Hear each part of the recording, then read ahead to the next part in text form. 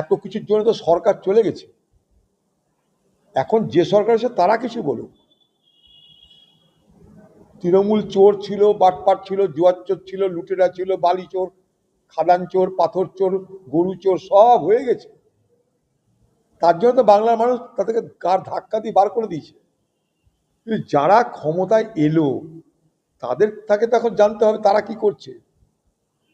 আর কতদিন টিএমসি দুর্নীতি নিয়ে আমরা বসে থাকবো আলোচনা করে? এখনকার হাল বাতাও, এখনকার অবস্থা কি সেটা দেখো। এখন মানুষের দাবি দেওয়া কতটা পূর্ণ হচ্ছে সেটা দেখো।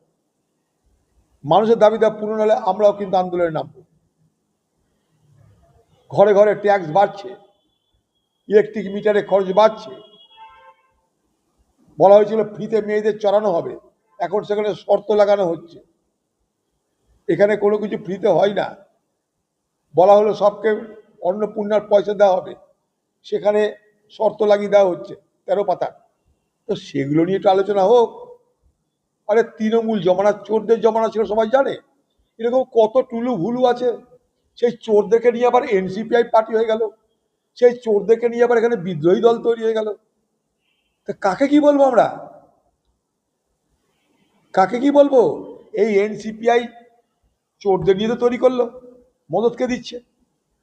বিদ্রোহী তৃণমূল তারাও চোরদের নিয়ে করা হয়েছে, তাদেরকে মদতকে দিচ্ছে।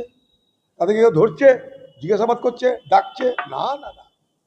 তাহলে একই যাত্রায় পৃথক ফল কেন? আমার প্রশ্ন এটা, একই যাত্রায় পৃথক ফল কেন? যা তৃণমূল করছে তাই বিজেপি করছে। তৃণমূলে জয়েন করলে 7 খুন মাফ হয়ে যেত।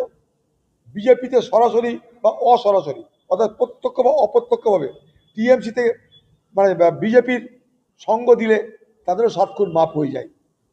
তাহলে বাংলা কিন্তু দুর্নীতিগ্রস্তদের হাত থেকে উদ্ধার পেল না, কিন্তু ভোট হয়ে যায়।